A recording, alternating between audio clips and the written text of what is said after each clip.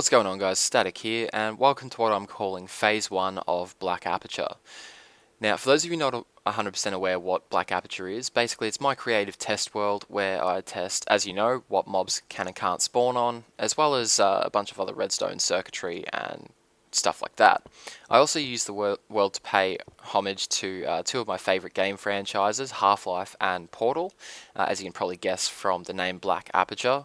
Being a mixture of Black Mesa and Aperture Science, and as you'll see, the visual design that I've chosen for like the labs and stuff very heavily borrows from the two series. But as you'll see when we get up through here, the world is still very much under construction. As you can see, it's very bare. It's basically just a giant stone brick cube. The stone brick goes from all the way from the surface here all the way down to the bedrock, and the cube is 302 by 302 by I don't know, however far it is down to bedrock. And as you can see, it's mostly empty at the moment, aside from a couple of odd projects. But I do have some really big plans for this world, and so I thought I'd start giving you guys a little bit of a tour around the world, because I feel like a lot of the developments you'll be quite interested in, and so I thought I'd get you guys started on a world tour. And now I know a lot of you are probably thinking, but you've got Haven going already. I do, but Haven is sort of designed to go alongside Black Aperture. Black Aperture is a solely creative world, unless I need to switch to survival for whatever reason. And some people aren't really a big fan of that style of gameplay. They'd prefer to see everyone grind and get their resources naturally. So for those people, they have Haven, and for people who just want to see some really awesome creations, Black Aperture is probably the go. And so I thought I'd start by showing you around a few of my creations here. These were basically the first things I ever made in the world. The first thing was this elevator over here, and this was basically just to test the original design that I was going with. This was Browse of Steel's elevator design, and so for those of you who haven't seen it, it works very simply, as you see. Very nice, quick elevator.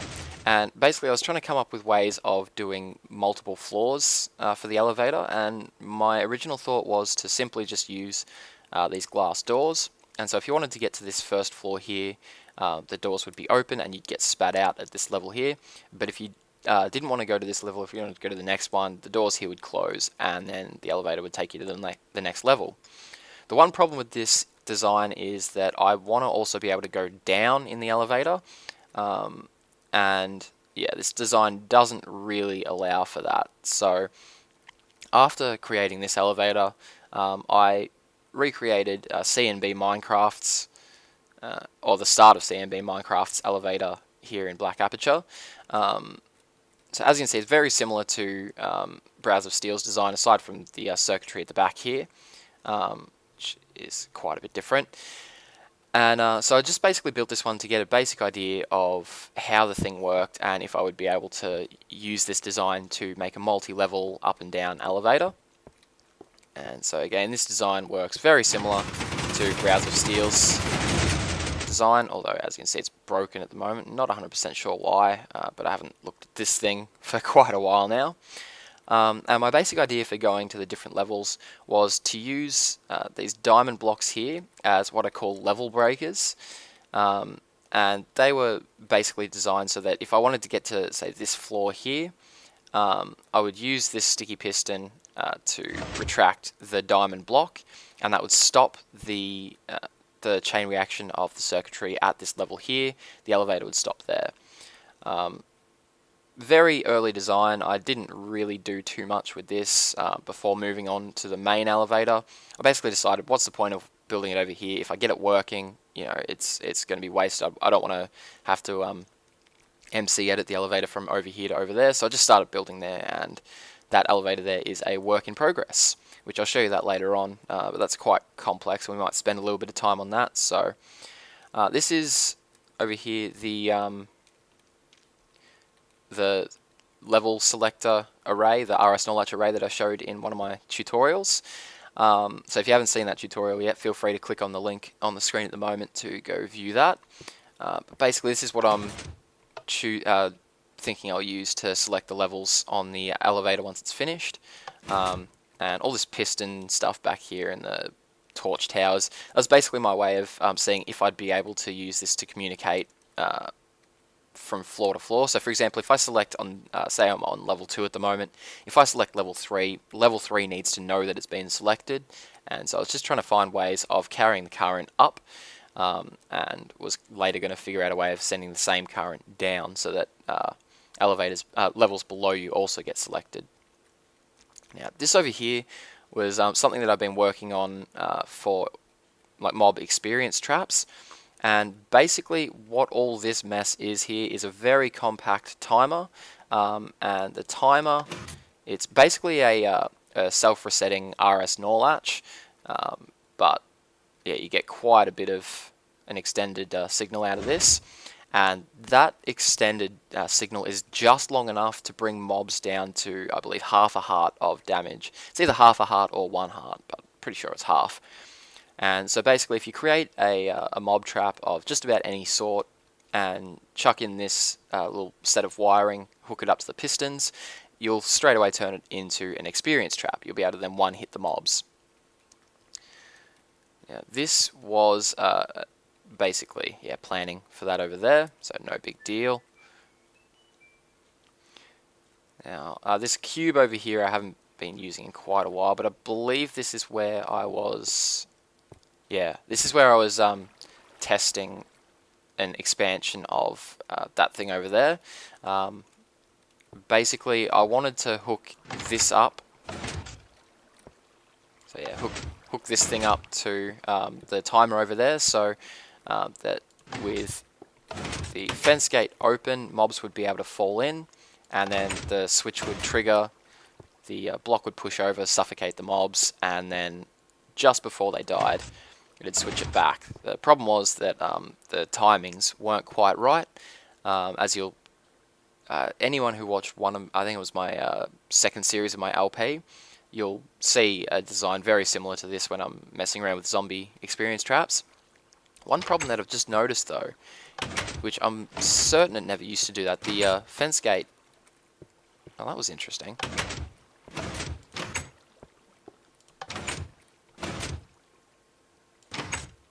That's kind of cool, actually. It's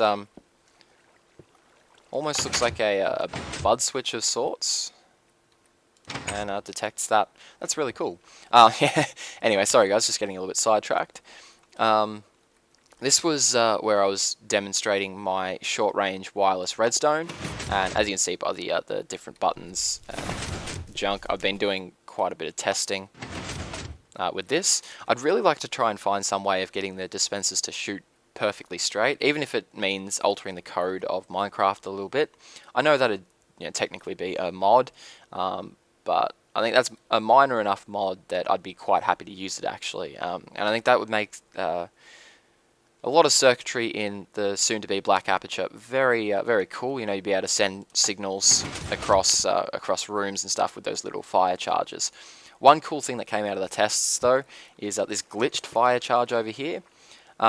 Basically what happened was I had a dispenser here hooked up to a clock, and it was repeatedly sending fire charges. I think I was trying to test the accuracy of the thing, and I accidentally logged out. I think either my game crashed or, I don't know, I logged out without, or closed the game without saving it, and when I came back in, this fire charge, which had been in mid-flight, was now stuck in mid-flight. And I've done just about everything I can think of to get rid of the thing. I've put blocks around it. We'll try water. I'm like 99% sure this won't work. And so basically, I don't know how, but I've managed to get myself a... Oh, that's cool. I can move it around. Oh, it just disappeared. Awesome. Cool. Now I kind of missed the thing, but yeah, I just thought that was something really cool that you guys might be interested in. Kind of sad that it's gone now, but I don't know, maybe I'll be able to recreate what I did and create one again, because that looks like it could be possibly useful for something. I don't know. This here is a project that I've been working on between stints of working on the elevator, because the elevator is a lot of work. I mean, as I said, this is the world that I play on the most, and most of the time I'm spending on that elevator, and it's still nowhere near finished. So yeah, between building on that, when I want a little bit of a break, I've been working on this, and this is what I've been calling a teleporter. What Black Aperture really would not be complete if it didn't have some sort of teleport capabilities, as well as the portals, of course. Now, I know DocM has been recently talking quite a bit about using mobs and stuff as for teleportation, and the idea's been around for quite a while. So I'm not claiming to have invented this at all. I'm just, I don't know, I like my design for it. It's maybe not the most efficient design, but I think it looks pretty snazzy and looks very, very Black Aperture-ish. And so the basic idea for this one is that basically these pistons would be extended, and you'd also have these pistons extended. And so basically what this piston array down the bottom here, so not these ones here, but this one and the one below, this is selecting which direction you'd like to teleport in. So for example, if I wanted to teleport over this way, you'd select that on an RS null latch, and it would depower that piston and that piston, and so then you'd be able to enter from this side of the teleporter, and you'd get shot out in that direction. And same goes for all 4 other directions. Now, it can't just be that simple, as if we wanted to teleport, we'll say this way, set it back to the default direction, but we had the mobs falling into this hole here, we wouldn't go anywhere. We'd hit this the block here, the force field from the mobs, and we'd shoot across to over here. So what I've had to do is I've got 4 holes around the teleporter, and the mobs from these dispensers here, it's filled with villager eggs, simply because they don't make any noise and they're not hostile. So if I do happen to switch to survival, there's no chance of them blowing up my teleporter. So when they get dispensed, they fall down into this section here, and so you can charge up the machine without having selected a what I'm calling a polarity. I believe that's what I was calling it. As you can see, guys, I I tend to go very roleplay-ish with Black Aperture. When creating stuff like this, I like to call things like quantum generator and polarity matrix and directionality calibrator, stuff like that, just so it feels a little bit more like Black Mesa or something like that. So you'll see elements like that throughout the world quite a bit. I'm not really taking it that seriously, guys, but I just think it's something kind of cool. And so yeah, as I said, the mobs fall down into that little hole there, and to select the different directions, so where you want the mobs to fall, it basically would activate these 2 pistons here, or 2 pistons here, and vice versa. And when you come down here, you see that opens up here, and the mobs can then fall down here and then fall straight down here.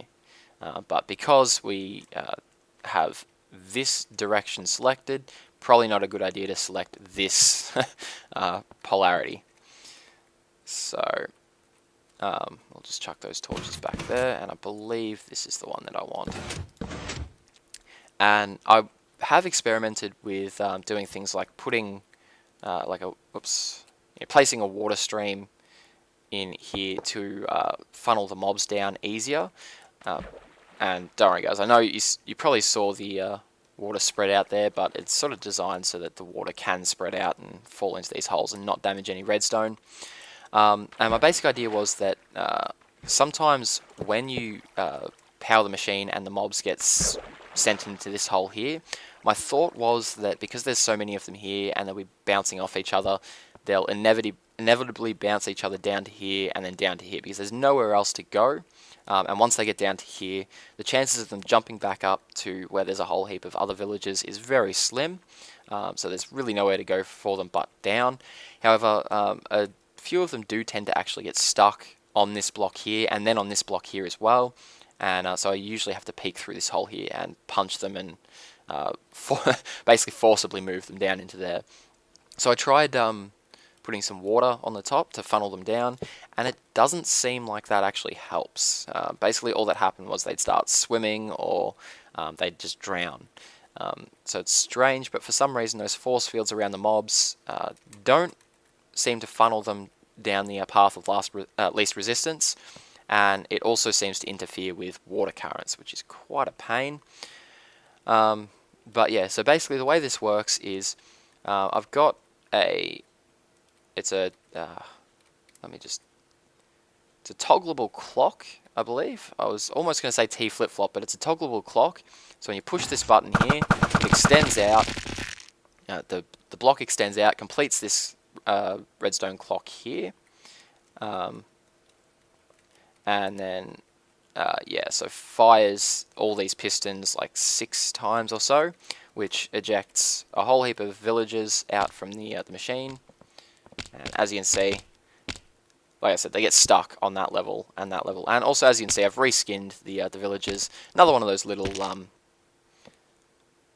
role-playing kind of elements. I've made them my little lab geeks. So everywhere I need help in the facility or someone to be observing, I use these guys. I would like to get a whole heap more characters like this made up for Black Aperture, just to give the facility some life. So maybe some Half-Life inspired security guards or whatever, but I haven't been able to figure out how to spawn anything in except for the farmers. Now I'd love to be able to put in, I don't know, like some like a blacksmith spawner or something like that, but I don't know if that's possible. But yeah, so you can see the first issue with this design. Even though most of them do eventually find their way down, how many? We've still got a couple in there and a couple down here. Even though most of them do eventually find their way down, it does take them quite a while. And once most of them have fallen down, there's really nothing to push these other 2 villagers down. And especially since the mob AI has been changed, they used to, on occasion, walk off the ledge by of their own free will, but now they don't seem to at all. So yeah, the first issue with the design is that it does take quite a while to warm up. I've been trying to figure out ways of fixing that. And so the basic idea is once you've got all of the villagers down here that you want, you use these pistons. I haven't come up with a name for these yet, but I will eventually. You use those to push the villagers into this closest corner here. As you see, it looks very weird. And the idea is you just walk into it and they shoot you off. Now, I'm not entirely sure why, but every now and then when I use this design, I actually get shot diagonally. The reason I've set up, a piston here and piston here is because I originally thought, when I first tested this in one of my other test worlds, I had an opening something like this, and it would consistently teleport me diagonally, even through like blocks and pistons and stuff, and it seemed to actually teleport me just as far as in the cardinal directions.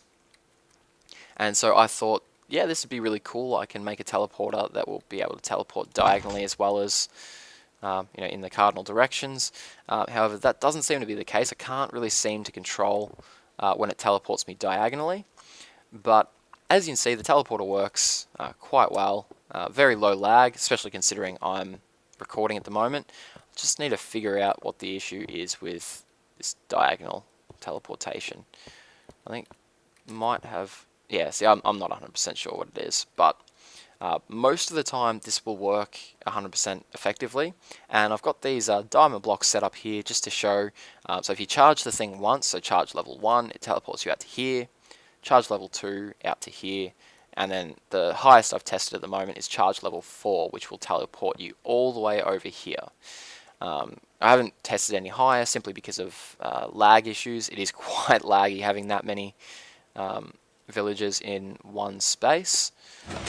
And so on that note, I might send them off to a fiery death. But yeah, so although it is quite a laggy and probably overkill way of traveling. I think it's definitely something I want to develop further and get working for Black Aperture because it just seems so damn cool. And I'll have like around the facilities like I'll have the teleporter I'm thinking up very high, so maybe up on the top floor of the facility. And say at charge level 4, it'd be more or less in midair. And I'm thinking what I'd do would be to put like a glass pane or something, and so you'd get shot out and hit this glass pane and then fall down into like a destination room basically. And so you'd be able to use the teleporter to teleport all around the facility. So the thing you see next to it is what I was working on for my second design. I thought since the mobs take so long to funnel down into the desired corner, I thought, oh, we'll set up like 4 columns of the dispensers. The downfall of this is one, that it becomes much more bulky. As you can see, I like the small, sleek design of this one here more than this one here. The other drawback is that because I didn't want to have 4 pistons, 4 dispensers on this side, 4 on this side, and make the thing even larger. There are only 3 dispensers per direction. So that means that I either need to add more levels or have the clock pulse more times or whatever to achieve the same amount of charge. But other than that, it seems to work very well. It obviously powers up a lot quicker than the one over there, but I don't think I'll be using this design simply because it just doesn't look as nice as the one over here. I think instead I'll try and figure out some way of forcing those villagers down into the down into the machine. Just want to quickly replace that iron block before I forget, and we'll kill this last guy because he will not despawn, and I don't want him running around the facility. He knows too much. He saw me incinerate all those other lab geeks. So I'll just take care of him. Okay. So yeah, that's my teleporters. I'm quite proud of those actually. Would really love to get those up and running and in the facility somewhere.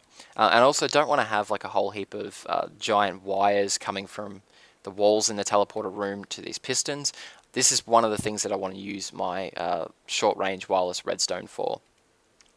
Now this over here was a concept that I was messing around with for inside the ground level of the facility. Basically what I'm planning on doing is having all the sciencey stuff in the underground levels, kind of like you'd expect from Portal. The ground level is going to be kind of like a recreation area or like a lobby, that kind of thing. And then the upper levels will probably be things like a library, and I'm thinking of putting like a museum in there, having like a display for the old booster glitch, that kind of thing.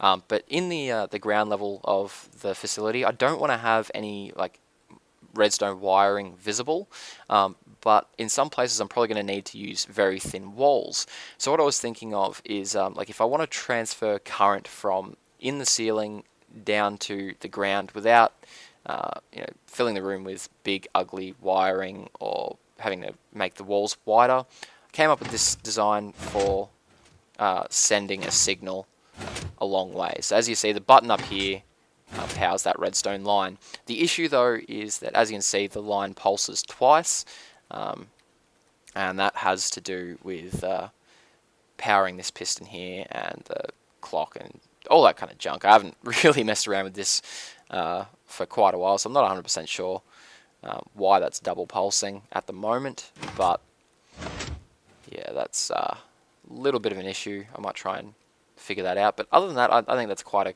sleek little design, and could come in handy. It reminds me of something that I remember seeing Trinkatank making in his LP. Shame I haven't seen anything from that guy in a while. He's made a lot of really good videos. He was a really clever guy, but yeah, this is very similar to something I've seen on his channel. It's basically where I got the inspiration, but I believe my design is a little bit more user-friendly, just from memory, of course. Now we come to the basically the centerpiece of the world at the moment. For those of you who are wondering what the deal with the glass ceiling is, I wanted to basically every time it rained in the world, it was a little bit of a pain.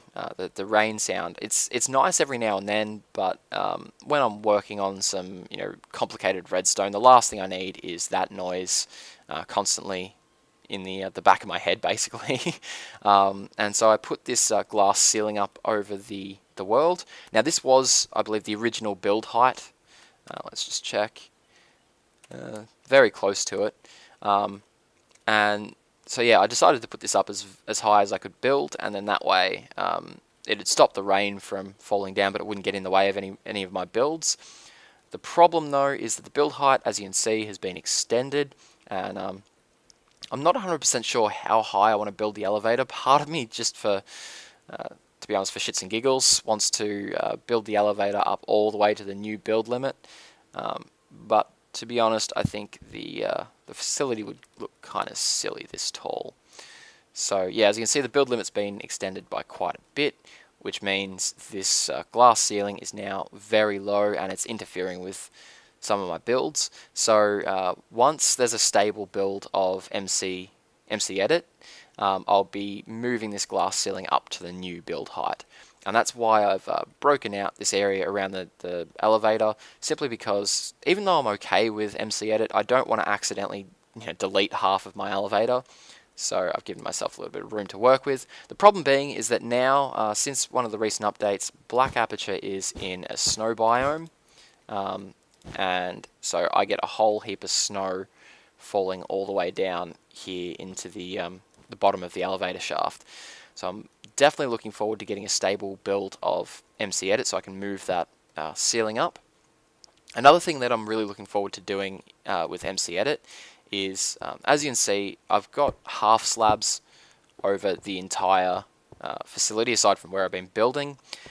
And the point of this, for anyone who's not aware, is that for my spawn point series, I want to have a very efficient mob system down underground.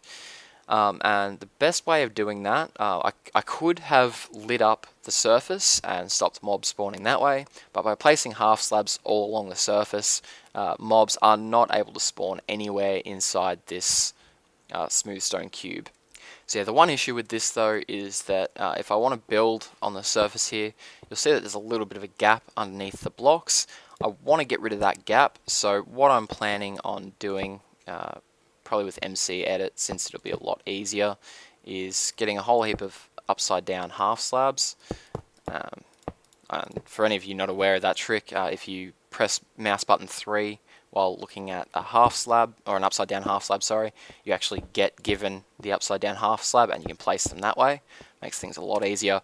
But yeah, what I'm planning on doing is replacing all the half slabs on the surface with upside down half slabs, since spawn points tested or shown that mobs can't spawn on the upside down half slabs either, but as you can see, I can place blocks on them without that little bit of a gap.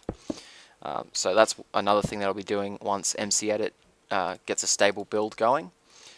And one other thing is, as I mentioned earlier, the cobblestone cube is 302 by 302. Not 100% sure why I picked 302, to be honest. I think I was looking for a number that was going to be the same on both sides, and that was just the first one that I randomly happened across. I don't know, that doesn't make any sense at all, but it's not too important.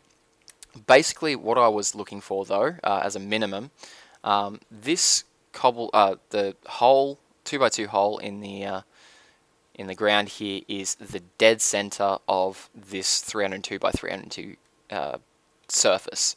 And this is also the middle of the, if I fly down here, this is the very middle of my spawn point spawning labs.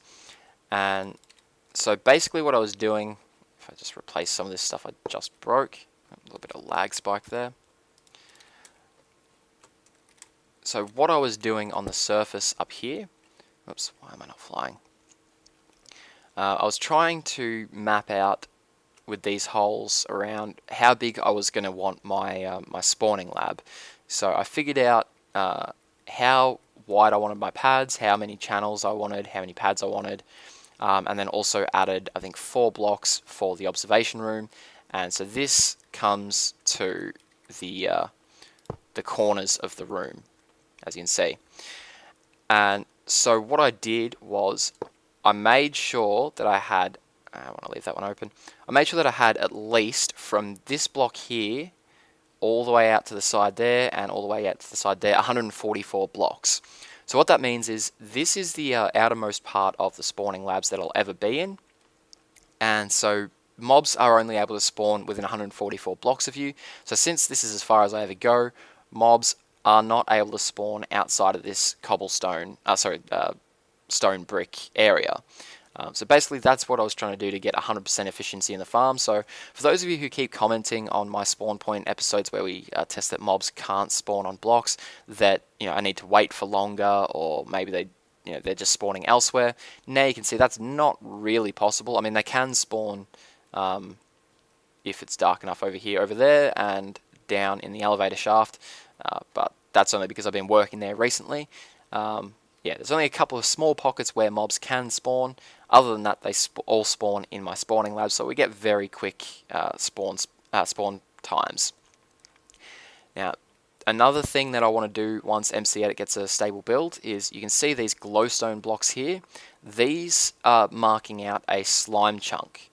I think that looks actually quite big for a single slime chunk, but it might be 2 or something, I don't know. But yeah, inside those glowstone blocks is a slime chunk, at least one.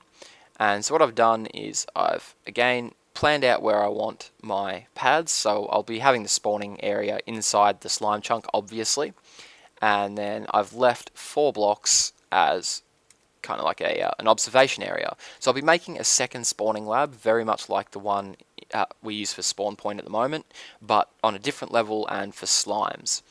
And so basically that's where we're going to be testing all the blocks like glowstone, torches, that kind of thing. But that's under construction at the moment, as is most of Black Aperture. But you'll see the glass box around those glowstone blocks. The glass box is basically, again, this is the wall for as far as I'll possibly be going in this spawning lab. So I now need to extend the cobblestone, sorry, I keep saying cobblestone, the stone brick cube in 144 blocks diagonally in that direction, so that mobs are only able to spawn within this spawning area and not out in the desert or something like that. So again, that's another thing that I'll be doing the moment MC Edit gets a stable build. And so finally onto the elevator. Now this is my current project and one that I've been working on for quite a while, as you can see. And again, this borrows very heavily from C&B Minecraft's up and down elevator. However, there are a couple of edits or personal changes that are made. For example, as you can see, this all this circuitry on the side here, which I'm calling the reverse gear of the elevator, is slightly a different shape to his. I used my own kind of downward wire, very similar to his, just adapted for my uses. And I've also got this other circuit here that he doesn't have, these zigzagging torches. And basically what this is this sends a ripple of current through pistons on the side. It did send all the way up, but it's a bit of a graphical glitch. Actually, no, it didn't. It would have stopped. Oh yeah, it did. Yeah, it did. Yeah, so that sends a ripple of current through the elevator, and I use that for various things. For example, selecting the floors. So, for example, if we want to call the elevator to this floor here, which is actually my spawn point floor, fancy that, you can see sort of the interior design I'm trying to go for.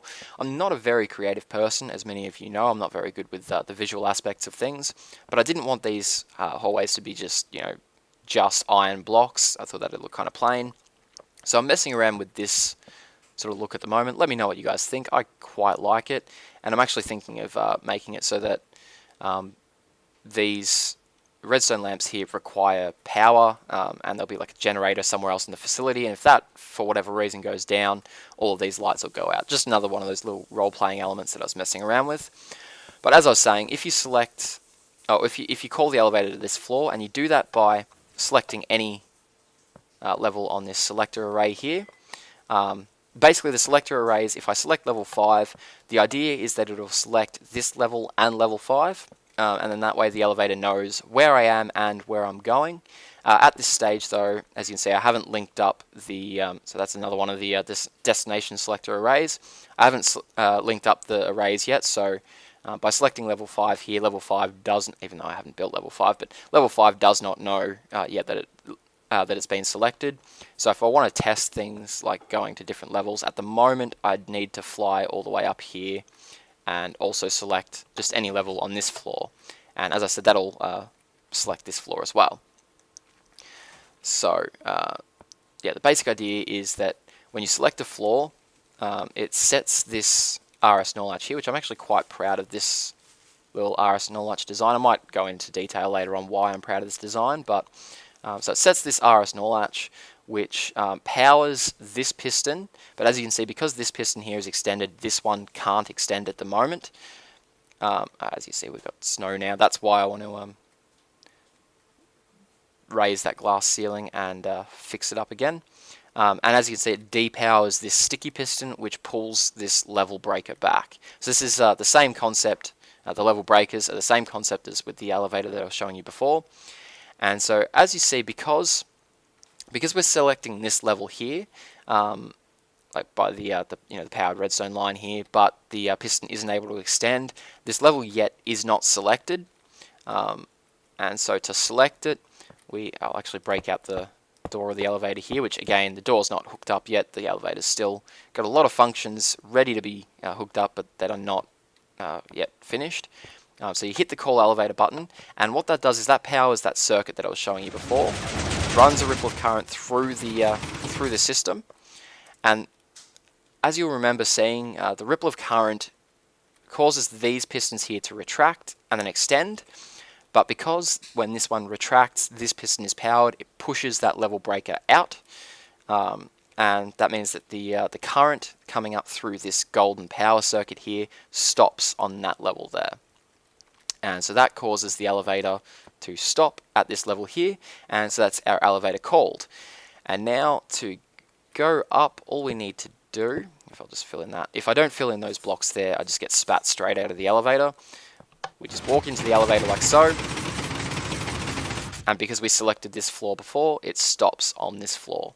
And so then we just go out, and the elevator continues on its merry way.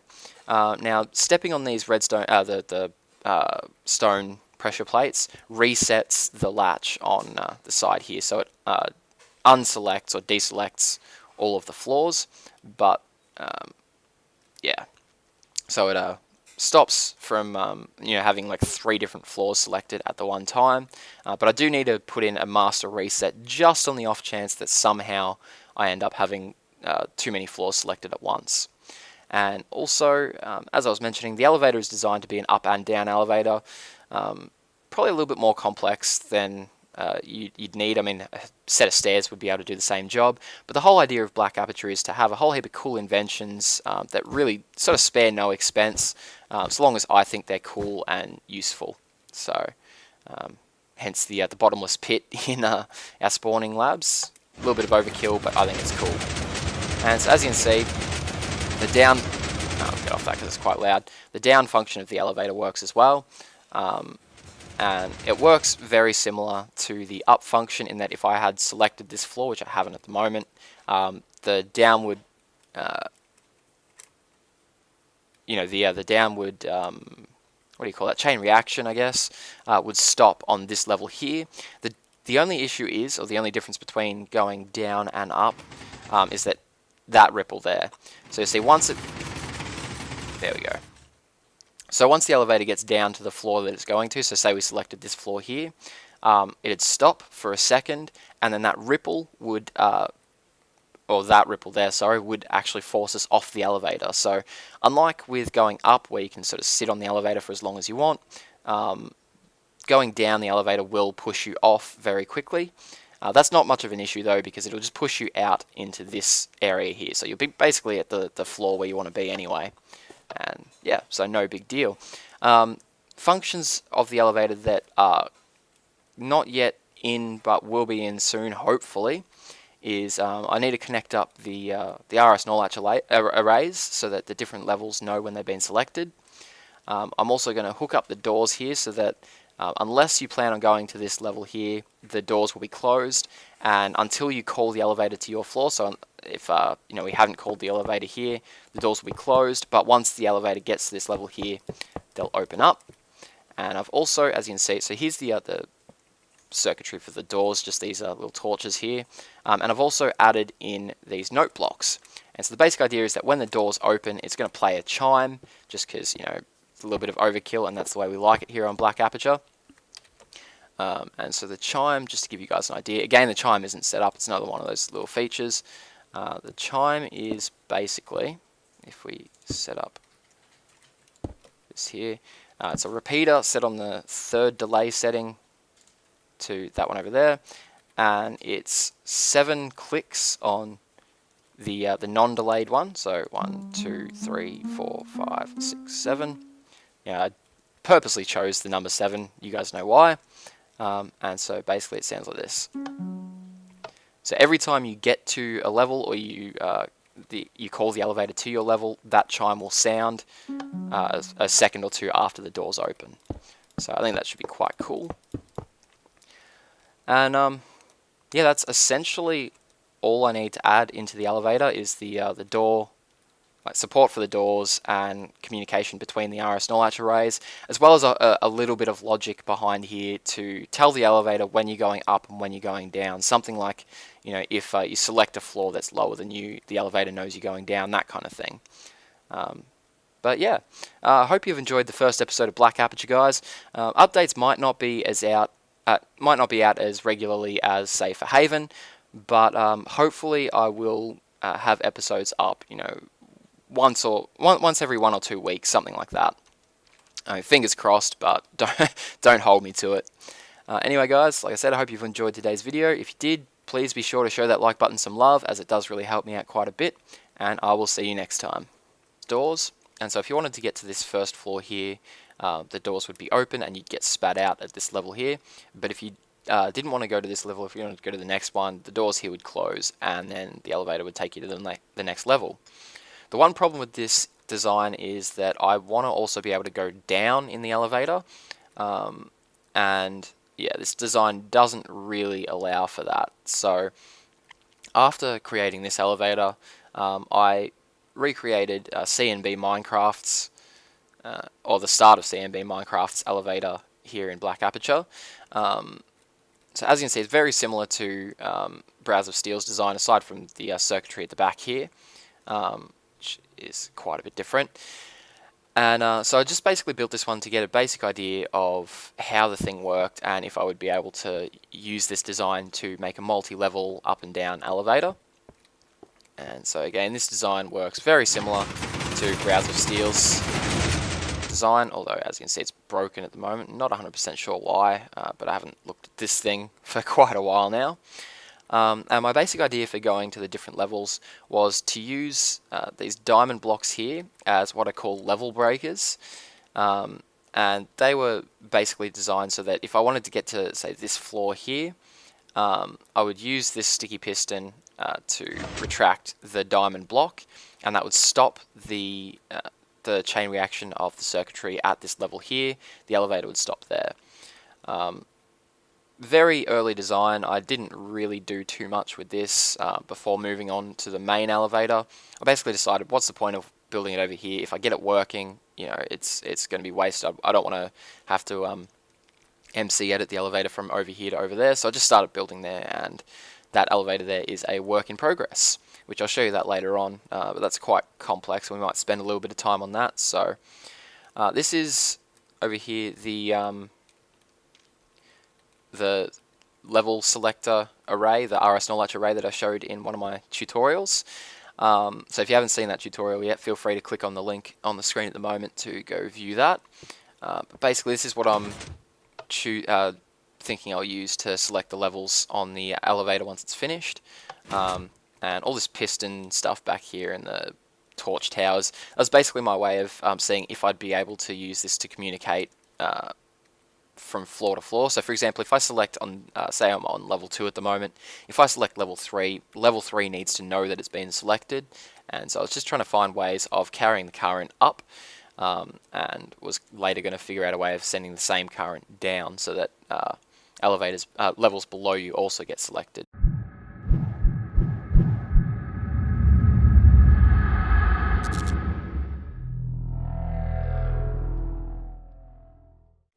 What's going on, guys? Static here, and welcome to what I'm calling Phase 1 of Black Aperture.